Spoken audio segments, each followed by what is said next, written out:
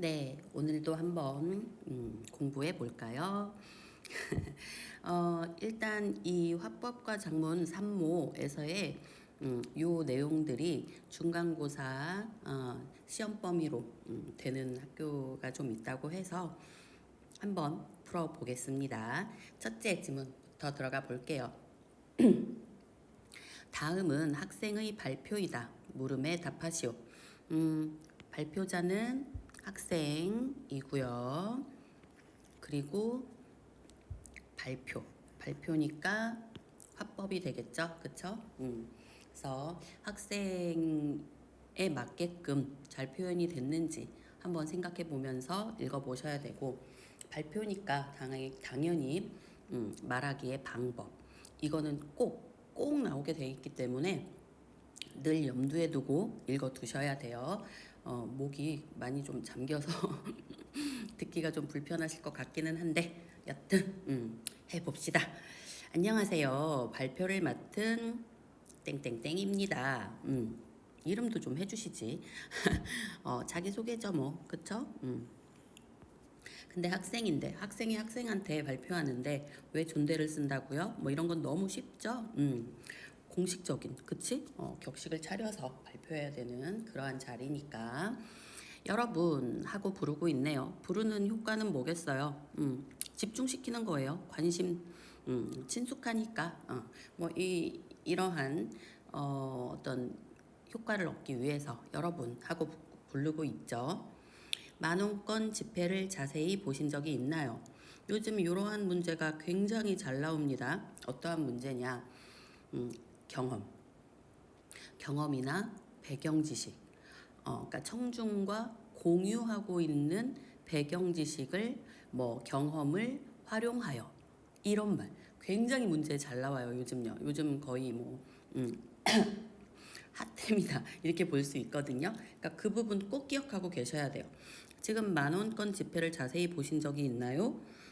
라고 묻는 것은 지금 다른 친구들도 다 알고 있는 내용을 언급함으로써 발표에 집중할 수 있게 하는 거겠죠.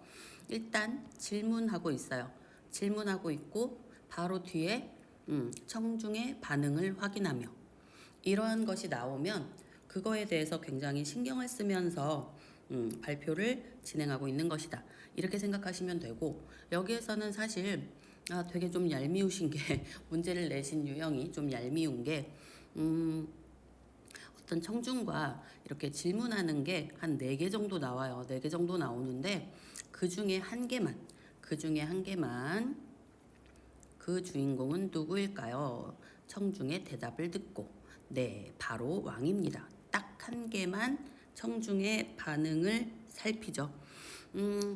대부분 그래도 50% 이상 좀 이런 게 있어야 뭐 4번이면 2번, 3번은 나와야 이게 청중의 반응을 살피는 거지. 겨우 한 번 나온 것 같고 청중의 반응을 살폈다고 할 수 있습니까? 네, 있습니다. 국어에서는요 그런 수학처럼 막 뭐 퍼센테이지 이런 거 안 따져요.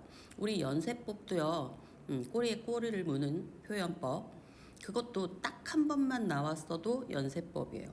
점층법 딱 한 번만 점층 점강 했어도 점층법이에요. 막 2번, 3번 연달아서 하지도 않았는데 겨우 이거 한 번 얘기했는데 이걸 점층이라고 볼 수 있을까? 고민하지 않으셔도 돼요. 열거 딱 2개만 열거했어도 열거예요. 아시겠죠? 그래서 여기서도 35번 문제와 연결이 되죠. 처음에는 좀 싸가지 없이 그냥 질문하고 그냥 지 얘기 할 거 해요. 2번째도 그래요. 뭐 3번째인가? 뭐 아니면 4번째인가? 거기도 그래요. 근데 지금 여기 한 군데에서 반응을 살피고 있어요. 그래서 반응을 살피는 발표구나 이렇게 생각하시고 있으셔야 합니다. 다시 올라갑시다. 만원권 지폐를 자세히 보신 적이 있나요? 자료를 제시하며 했는데 기억이 있고요. 또 자료의 부분을 가리키며 니은 있고요. 디귿 자료를 제시하며 리을 자료의 좌우를 번갈아 가리키며 미음 자료를 제시하며 있죠. 그리고 바로 늘 이런 문제가 나오면 거의 90% 바로 옆 페이지에 이 자료에 관한 이 그림에 관한 문제가 이렇게 나오더라고요. 참 거의 뭐 이렇게 고정 틀이다 이렇게 볼 수 있는데, 그러면 이런 문제는 같이 읽으면서 풀어주시는 것이 훨씬 더 좋을 수 있어요. 뭐 이런 방법까지 제가 침해하는 건 좀 그런데, 그렇게 되면 지금 자료를 제시하며 이 자료 1이나 2나 3 중에 하나인 거겠죠. 뭐 물론 처음이니까 거의 예일 가능성이 높겠지. 그래서 보시면 지폐의 앞면에는 세종대왕 초상화 외에도 다른 그림이 있습니다. 했으니까 기억은 자료 1에 관한 것이구나, 이렇게 생각하시면 되고, 그리고 세종대왕도 있고 다른 그림도 있고, 맞죠? 다른 거에는 그렇게 되어 있지 않죠. 10,000원짜리가 없죠. 그래서 얘를 보면서 하면 되는 거야. 그리고 목소리를 높이며, 이거 정말, 이것도 요즘 문제 나오는 것 중에 하나의 또 유행템인데요. 목소리를 높이며, 그럼 우리 뭐 생각해요? 당연히 비언어냐 준언어냐 생각하죠.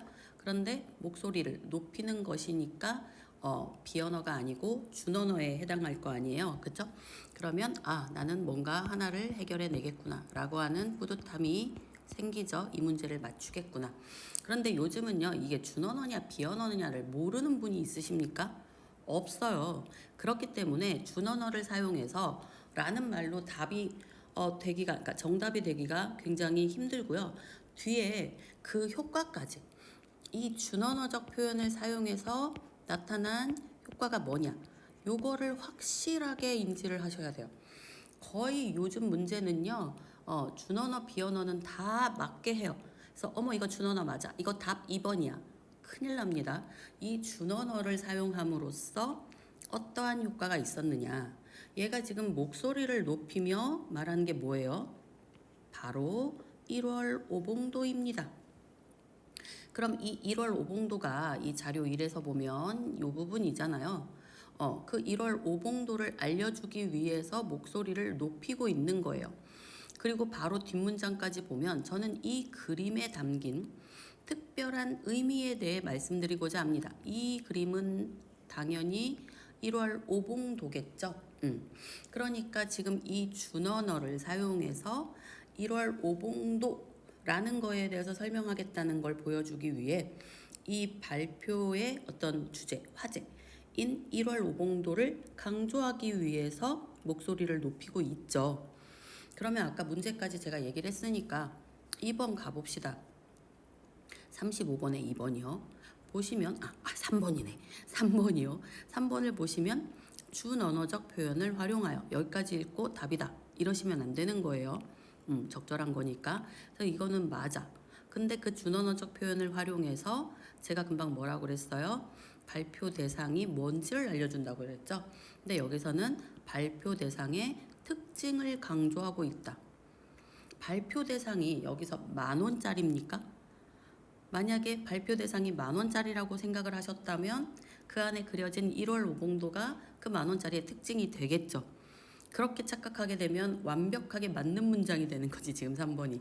근데 이 발표 대상은 10,000원짜리가 아니에요. 10,000원짜리는 왜 갖고 왔어요? 1월 오봉도 보여주려고 그냥 갖고 온 거예요. 그래서 발표 대상은 1월 오봉도이기 때문에 1월 오봉도, 그 발표 대상을 알려주기 위해서 준언어적 표현을 활용했다. 이렇게 해야지 맞는 거죠. 그래서 이 문장은 틀렸다. 그래서 답은 3번이 될 수 없다. 이렇게 되는 거예요. 아시겠죠? 그래서 이따 35번 다시 볼 건데 요런 스타일의 문제가 요즘 정말 많이 나와요. 그러니까 내가 준언어를 알아냈다는 것만으로 행복해 하시면 안 된다. 그겁니다. 다시 본문으로 가볼게요.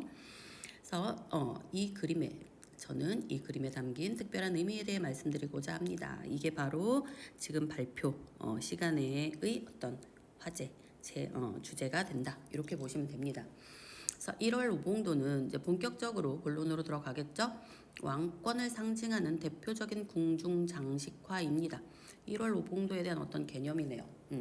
궁중의 장식화 그림인데 왕권을 상징한다는 의미를 갖고 있대요. 그쵸?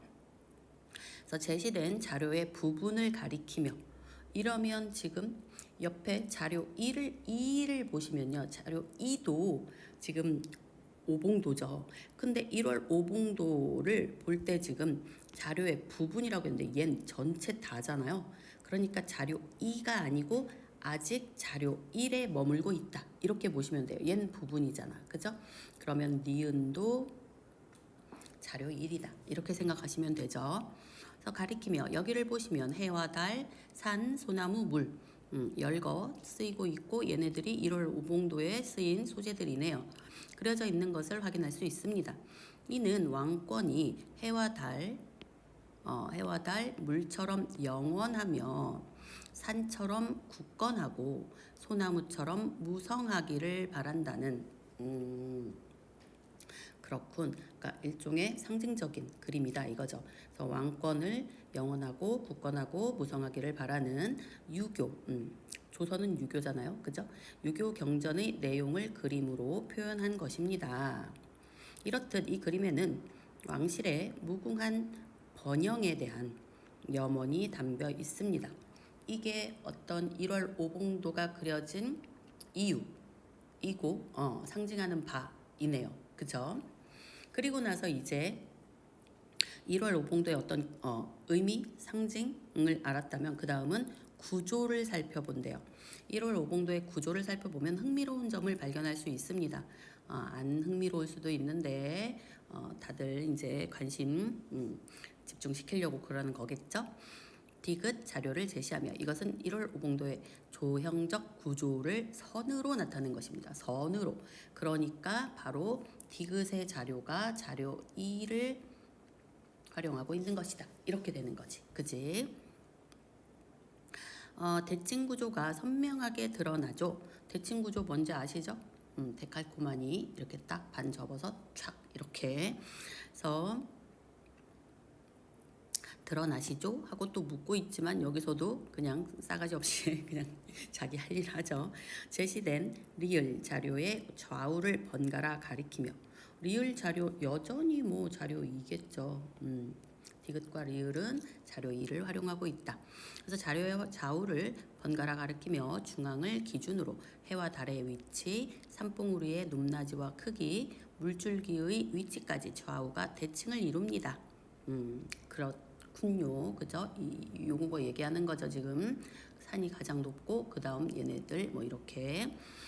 그래서 1월 오봉도의 이러한 대칭 구조로 인해 그림을 보는 사람의 시선은 가운데로 모여 중앙에 위치할 주인공에 주목하게 됩니다. 이렇게 대칭 구조로 1월 오봉도를 그린 이유네요. 그 이유는 중앙에 위치할 주인공에 주목하게 하기 위해서. 그렇다면 그 주인공은 누구일까요?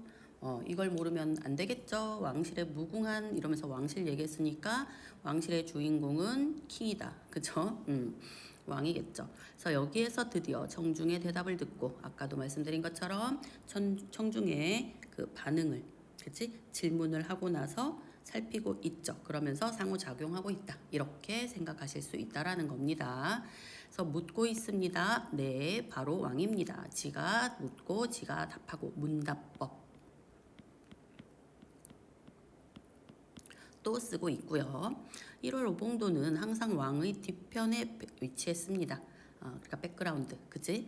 왕이 궁에 머물 때뿐만 아니라 행차할 때도 심지어 왕의 초상화인 어진 뒤에도 어진이 왕의 초상화예요.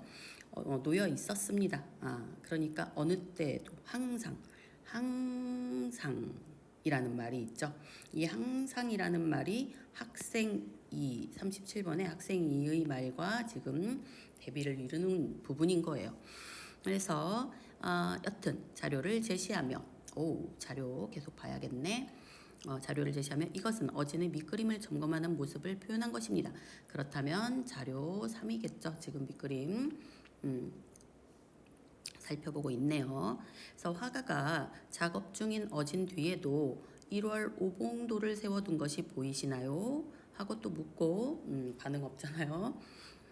비록 그림 속의 왕이라 할지라도 비록 진짜 실제 왕이 아니라 하더라도 이거죠.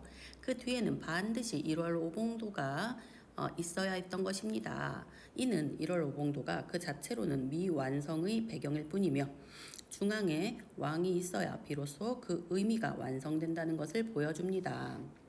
그러니까 그림은 빽이다. 이렇게 되는 거지 지금. 그래서 항상 왕을 위한 것이지 왕이 배경이 되는 건 아니다. 뭐 이런 거죠 지금.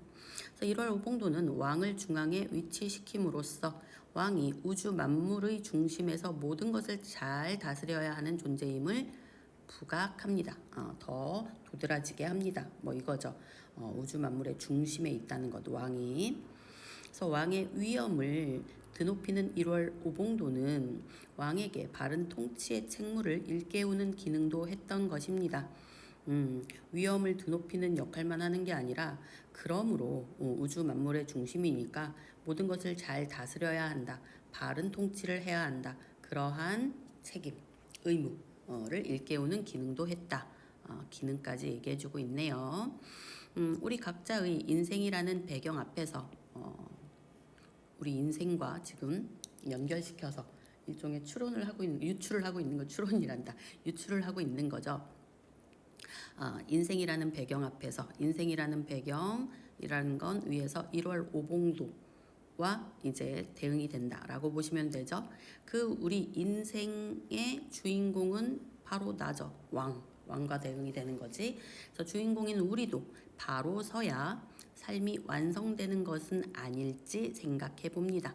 그러니까 1월 오봉도와 왕하고 대응을 시켜서 우리의 삶에 대해 유추해 보았다. 뭐 이렇게 생각하시면 되겠죠? 이상으로 발표를 마치겠습니다. 저도 지문의 설명을 마치겠습니다. 그러면 35번 다시 가봅시다. 말하기 방식으로 가장 적절한 것, 질문하고 오케이. 반응을 확인하며 한 번 했다. 청중과 상호작용하고 있다. 그래, 오케이. 그래서 답은 1번으로 간다. 발표 내용의 제시 순서 안내한 적 없고요. 전문가의 말 인용한 적 없고요. 발표 내용에 대한 이해도를 점검한 적도 없고요. 그래서 1번 아니면 3번이 헷갈리실 수 있는데 아까 표현한 것처럼 발표 대상을 지금 강조하는 그러한 역할이었던 거지 특징을 강조하고 있는 건 아니었다. 이렇게 보시면 됩니다. 이해되셨죠? 다음 36번 가보면 일단 우리 요거는 다 써놨어. 그러면 자료 활용에 대한 설명으로 적절하지 않은 거래요. 친숙한 소재 10,000원짜리 그치? 1월 오봉도를 소개하기 위해 기억의 자료 1 오케이. 1월 오봉도에 그려진 자연물과 그 의미를 설명하기 위해 니은의 자료 1 니은의 자료 1은 맞았고 그 니은의 내용이 1월 오봉도에 그려진 자연물과 그 의미였었나요? 하고 보면 여기 보시면 해와 달에서 확인할 수 있습니다. 이는 해와 달 물처럼 영원하며 이러면서 나오죠. 맞고요. 그리고 3번 1월 오봉도의 조형적 구조를 분명하게 보여주기 위해 디귿의 자료 2. 뭐 이거는 딱 그 얘기만 있으니까 조형적 구조 맞았었죠. 뭐 대칭. 그리고 1월 오봉도의 구조가 시선을 그림의 중앙으로 집중시키는 효과가 있음을 설명하기 위해 리을에서 선명하게 드러나죠 하면서 중앙을 기준으로 이렇게 돼서 좌우 대칭을 이룹니다. 이런 대칭 구조로 인해서 가운데로 모여 중앙에 위치한 주인공에 주목하게 됩니다. 라고 되어 있지. 그렇기 때문에 자료 2, 리을 다 맞네요. 1월 오봉도가 없으면 왕의 위엄을 드러내지 못했다는 사실을 강조하기 위해 이 말 자체가 되게 말 같지도 않은 거 아니에요? 어떻게 왕의 위엄이 1월 오봉도가 없으면 안 드러나? 이건 말도 안 되는 거죠. 지금 1월 오봉도는 뭐였어요? 그 왕의 뒤에 있어야 그 그림의 의미가 완성된다. 그러니까 어찌 보면 왕 뒤에 있는 1월 오봉도가 어떤 왕의 후광을 받는 거지 왕이 1월 오봉도의 후광을 받는 건 아니죠. 그쵸? 그렇기 때문에 말 같지도 않은 소리다. 얘는 맞아요. 얘는 맞지만 이걸 강조하기 위해 활용한 건 아니죠. 그래서 답은 5번이다. 그치 맞지? 설마 이거 틀리신 분 없겠죠? 믿습니다. 그 다음 발표 내용을 바탕으로 할 때 적절하지 않은 거야. 얼마 전에 왕의 행차를 재현한 행사를 관람했는데 이런 스타일 요즘 잘 나오죠. 이거 뭐예요? 이건 배경 지식이라고 얘기하기는 그렇고요. 경험. 경험이라고 봐야 되겠죠. 그래서 경험을 통해서 왕의 뒤편에 항상 그림이 놓여 있어서 그 이유가 궁금했어. 일상에서 이미 내가 경험을 통해 궁금한 점이 있었어. 그런데 발표를 통해 그 궁금증을 해결할 수 있어서 유익했어. 굉장히 이 발표를 긍정적으로 받아들이고 있는 친구인 거죠. 그리고 학생이는 중국 사신을 맞이할 때는 1월 오봉도를 두지 않았다는 내용을 접한 적이 있는데 이것도 경험은 경험이지만 이건 내가 그래서 알게 된 거잖아요. 그렇기 때문에 이런 것이 배경 지식이다. 이렇게 생각하시면 됩니다. 그랬는데 발표에서 들은 것과는 다르네. 둘 중에 무엇이? 그러니까 얘는 중국 사신을 맞이할 때는 1월 오공도를 두지 않았대. 그런데 여기서는 항상 아까 제가 화살표까지 해가면서 얘기했었죠.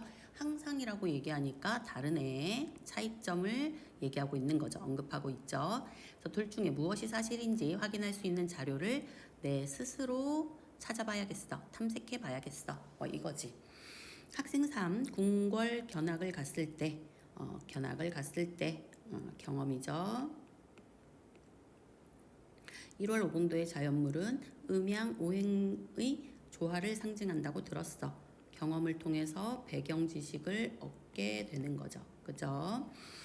발표를 들으니 1월 오봉도에는 왕이 그런 조화를 주관한다는 뜻도 있는 것 같아 라고 했으니까 이거는 지 생각이죠. 그러니까 발표 내용과 연관지어서 관련지어서 추론해보고 있다. 이렇게 하시면 될 것 같습니다.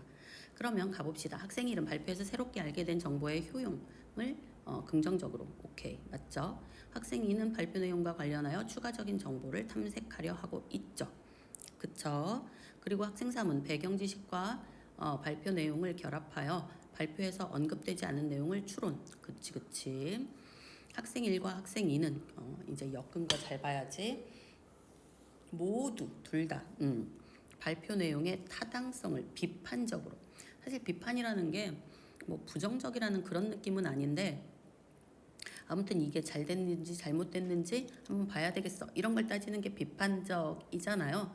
그랬을 때 학생 1은 막 이거를 잘 됐나 못 됐나 막 이런 식으로 표현한 게 아니었잖아요. 그러니까 학생 1은 아니고 학생 2는 한번 따져봐야겠어. 이거였잖아. 그러니까 얘는 맞죠. 그러면 둘 다 그래야 하니까 얘가 틀렸네요. 답은 4번으로 미리 갑시다. 학생 1과 학생 3은 모두 발표 내용과 관련된 기존 경험, 그치? 궁궐 견학, 그리고 행사 관람 떠올리고 있다. 오케이, 맞았다. 그래서 답은 4번이다.